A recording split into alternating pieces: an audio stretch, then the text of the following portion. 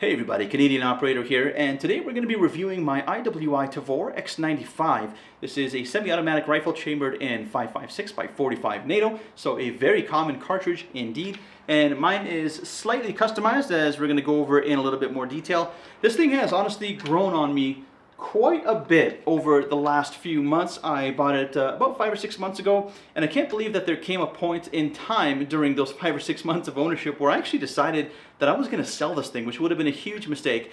Thankfully I didn't, because my wife put a stop to it in short order, as she really enjoys shooting this as well. And I just want to take a little bit of time to show you around this firearm, because I have a feeling that after you watch this video it'll become one of your favorites as well. Alright, before we get into the details, of course, we want to make sure that we run a little safety check and prove that the firearm is safe. So in order to do that, we're going to point and hold the bolt open. We're going to remove all cartridges, and as you can see, we don't have any cartridges there. We're going to observe the chamber and verify the feeding path, and as you can see there, we have nothing in the chamber, nothing in the mag well, and then we don't really need to examine the bore at this point because I just cleaned this gun, so I know that there's nothing in the bore. So we are good to go. Alright, so we're going to go ahead and get started on the right side of the firearm first, kind of go from the front to the back, show you all the different features. We're going to have a look at the left side and the top and the bottom as well. And then we'll talk a little bit more about basically mounting options for your optics. As you can see here, we have an EXPS3 and the G33 from EOTech mounted. More videos on that coming down the road. Let me know in the comments if you're interested, and if you like to see this kind of stuff, do make sure that you're subscribed so that you don't miss any of it. So let's go ahead and start at the very front here. We're going to start by just looking at the barrel, and at the very front here we have a birdcage style flash hider, so that is pretty much standard practice on these kind of firearms.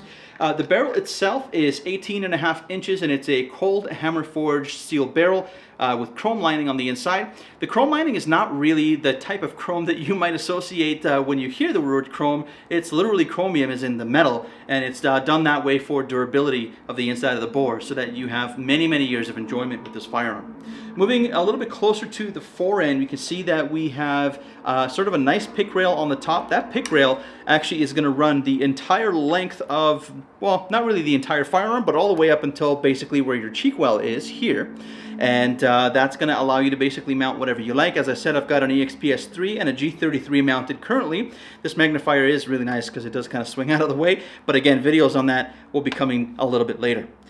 We do also have pick rails all around the sides and the bottom of the firearm here as well. There is a rail cover here, very similar to one just like this that comes off the bottom. I've already taken that off because I wanted to attach this little RVG here from Magpul. This is really nice because it allows you to really get on target very quickly, and especially since on a bullpup design like this, most of your weight is going to be in the back here, and so that's going to allow you to have a lot of control over the fore end of the firearm to be able to get on target and make your shots count. So what's really nice about the little cover here that I took off was that if you don't want to use one of these rail vertical grips, you can just use the bottom cover as it comes on the firearm, because it does have a little sort of flared hand stop there, so that will allow you to hold it basically like this from the bottom of the firearm. Obviously a little difficult because I got the grip there.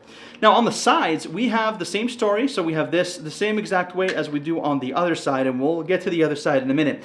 But I don't know if you can get in here. We have these little buttons here that we can press. Let me see if I can press that from the bottom. And you can see that will make this slide all the way, and this does stop in, increments, but there is a little standard 1913 pick rail right under there. And this is great because if you don't want to use that, you can literally just slide that back into place, and this acts as a handguard. But if you want, you can move these forward or even completely take them off, and that allows for mounting things like IR, lasers, any kind of lights, or anything else that you want as an accessory on the side of your firearm. We do have that on the other side as well.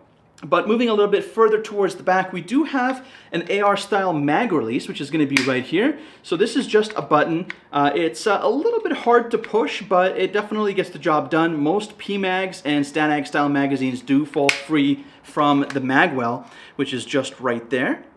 But this is really nice to have. This is also fully ambidextrous, which you'll see on the other side. We do have another mag release there, and that's great for left-handed shooters also. Now, it is a little bit far forward. Now, I have really big hands, so for me, even if it was like all the way over here, I think I'd still be okay with that.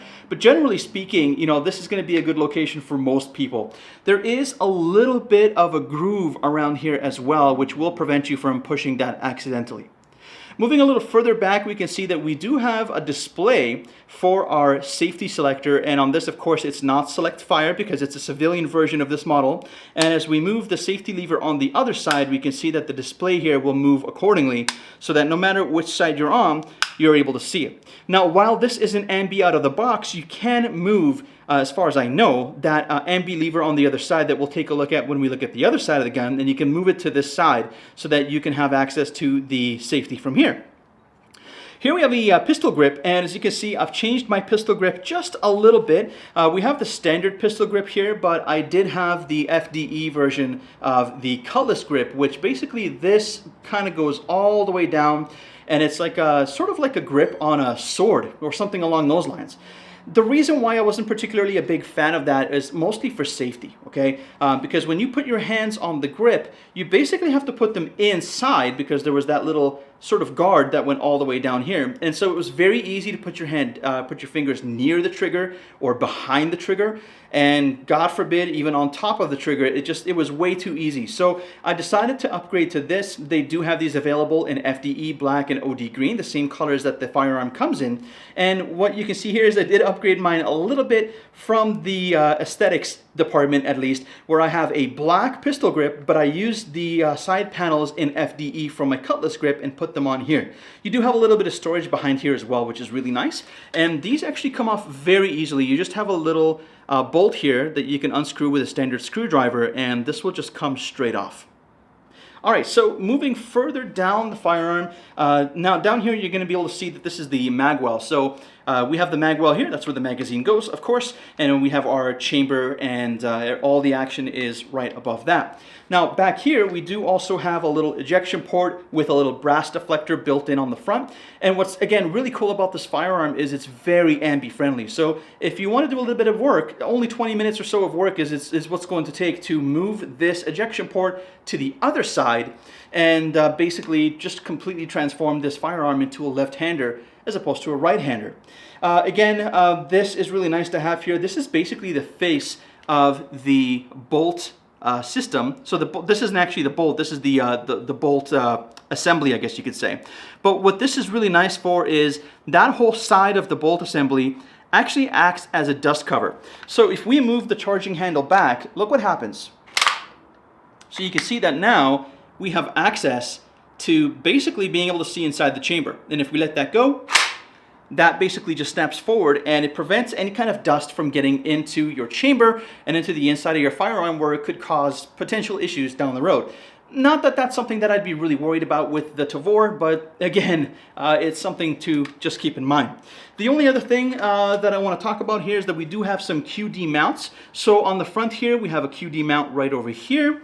We have a QD mount right there. And then we do have another QD mount right there. So if you want to wear this thing on a sling, even if you're left-handed, you have those options available to you. We do have a really nice butt pad here on the back. Let me see if I can actually point this way so you can kind of get a better idea there. Beautiful little butt pad there. Some people have replaced this, but I found it to be more than sufficient. It feels really good in the shoulder, just when shouldering this thing, and because of how little recoil this thing has, it's honestly nothing really to concern yourself about. Of course, there are more comfortable options available out there if that's something that you want to take a look at, but that's pretty much it. The only thing that I have left to talk about on this side of the firearm is the thing that makes this thing so easy to clean. I'm not going to do this in this video just because we're just doing a review, but if you want to see a cleaning video, do let me know, because I'd be happy to do that. But there is a little pin right here. I'm not sure if you're able to get close there, but you can see that there's a little pin there, and all you need to do is just push that out. And that pin is captive, so you'll pull it out here, and this entire piece will just flip right open, and that's going to allow you to pull the entire bolt carrier group, the whole bolt assembly out, and then you'll be able to literally just see right down the bore. So let's go ahead and flip this thing over on the other side and show you what that's all about, and we'll get into my final thoughts right after that. Alright, so let's take a moment quickly just to talk about the left side of the firearm here. And the first thing that we're going to see is that we have one of the slings here. This is a quick disconnect sling. You can just press that in, and that's basically what that looks like. So very, very easy, and you can just put that basically wherever you need it, and it'll just kind of rotate into place. If I can even just get it in there. There we go. So that'll just rotate into place. It'll just push into place, and then we have the same panel that we were talking about just before. Back here we have our nice non-reciprocating charging handle. So again, back and forward.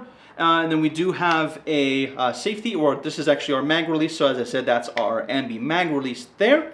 Going a little further, we do have our safety here, so that's pretty easy. Again, it looks kind of weird because I'm using my left hand, but for right-handed shooters, that's perfectly in the place where it needs to be.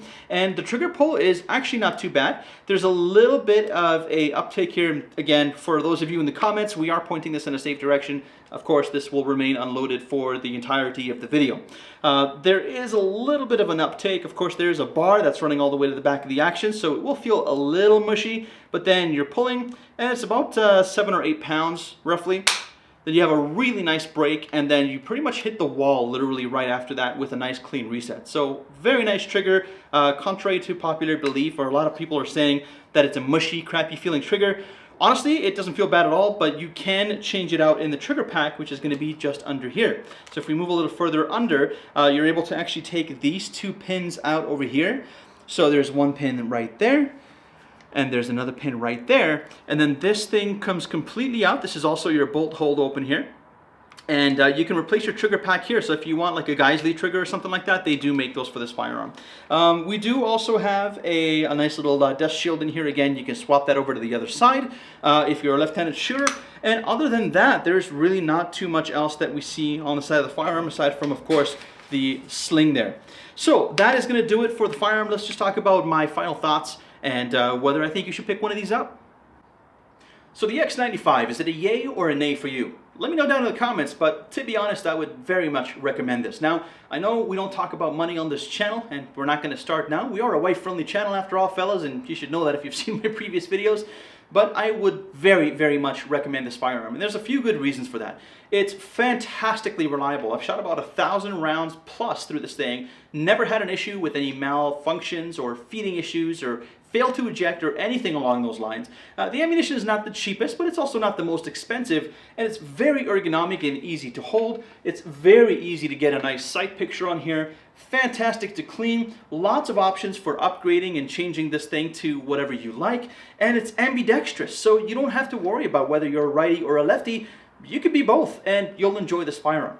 That being said, I very much recommend it. Let me know down in the comments below whether you have one or intend to pick one up, and whether you feel that the price of one kidney is sufficiently worth it. But that being said, I'm going to call it here. Thank you very much for watching. I hope you found the video helpful to some degree, and I hope to see you in the next video.